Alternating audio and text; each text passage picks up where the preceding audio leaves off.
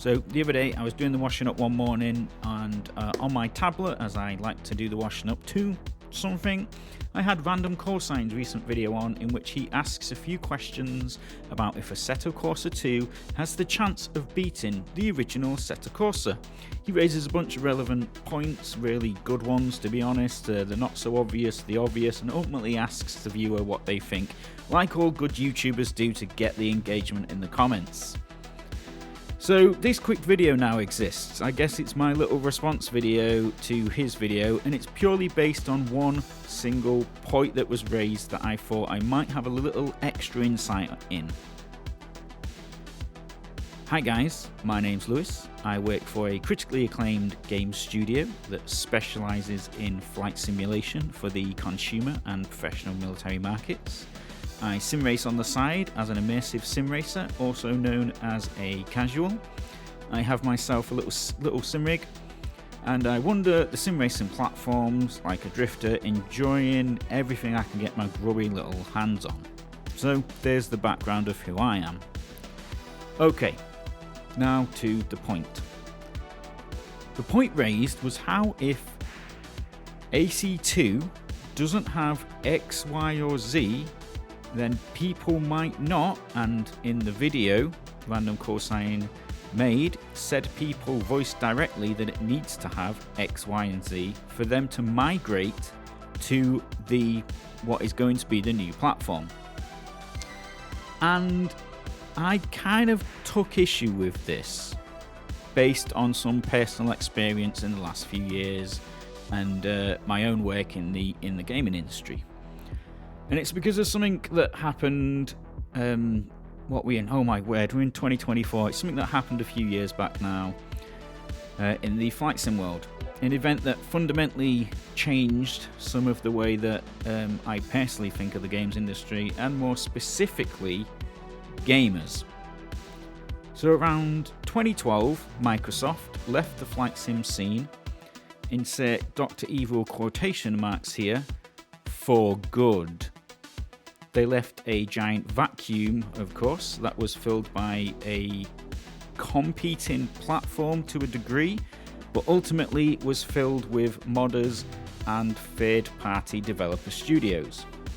Somewhat similar to Assetto Corsa. Now, Kunos might not have stopped developing altogether with Assetto Corsa Competizione, but let's just say that ACC is super niche even for a GT3 sim, not offering the whole GT3 experience, but one very specific aspect of it, and that's it. Meaning that Assetto Corsa, as we all know, has been left alone, and modders and devs have stepped up with the freeware, shareware, donationware, and payware to keep the sim relevant. And as Random Corsa mentions right at the beginning of his video, the game actually has grown over the years quite significantly. Back to the world of flight sim.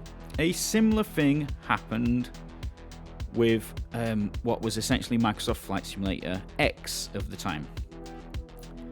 Now, Flight Simulator X, or FSX, flourished into something very special with hundreds of thousands of mods covering all aspects: scenery, airports, aeroplanes, shader changes, joystick control mapping things.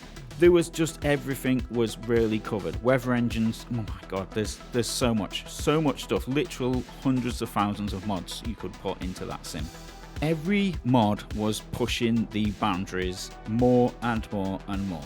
This continued when Lockheed Martin took over the codebase and released Prepared, a professional level sim that consumers were able to purchase, sort of, kind of, maybe, but that was ultimately an updated Microsoft Flight Simulator X.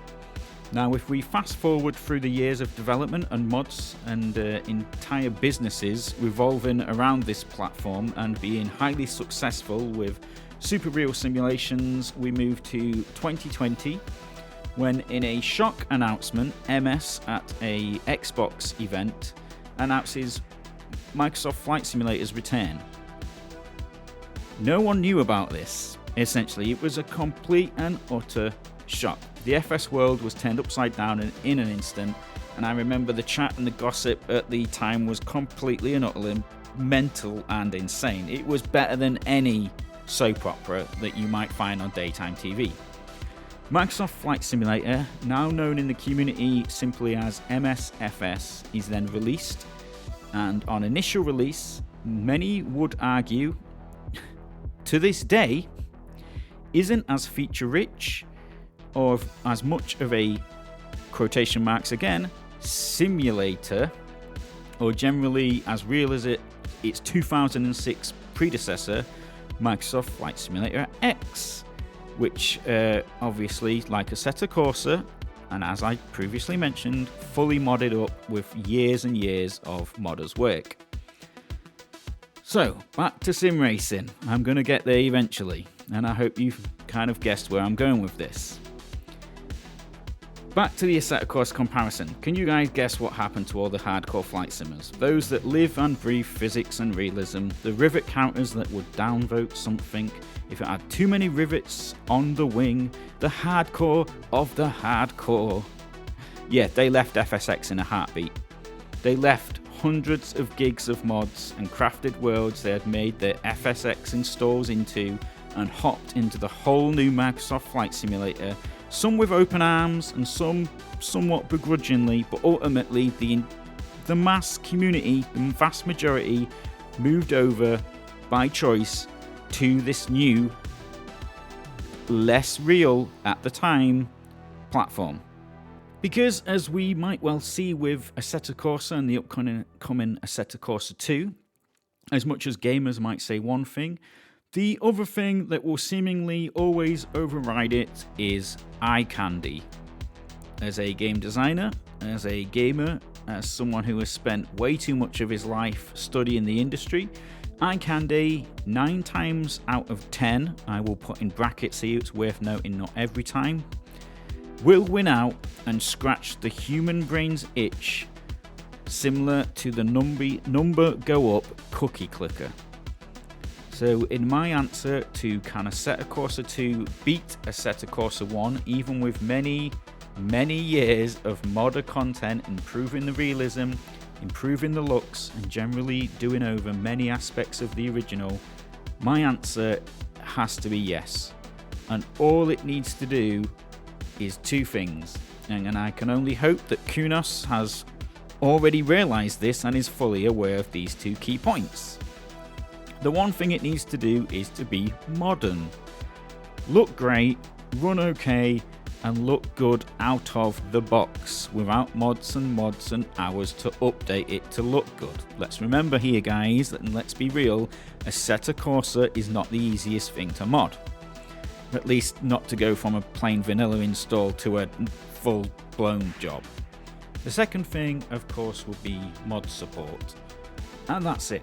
I honestly believe that if it has these 2 things, it will, to the surprise of perhaps many in the Assetto Corsa world at present, easily beat the original game. I've seen it happen over and over again in the game industry and in flight simulation, as the example I've given in this video.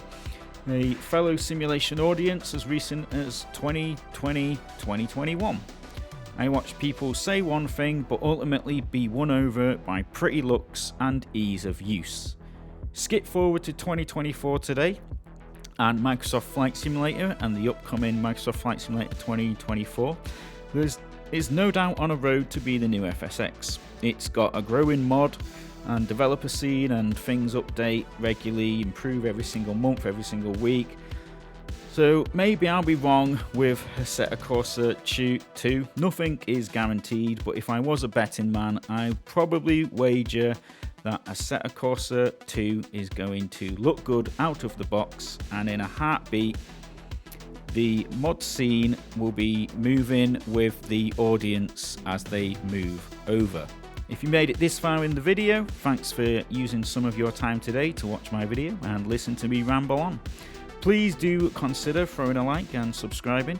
Make sure you go watch Random Cosign's original video where he goes over a bunch of neat points for this kind of stuff, VR, career mode and whatnot. And the other bits and bobs we all kind of hope AC will be to hopefully become a gateway sim again since Project Cars 2 is no longer available on Steam. And love it or hate it, Project Cars 2 was one hell of a gateway sim for getting people into this hobby. Right, maybe I'll see you one day as you pass me on track. Good day and happy driving. Bye bye.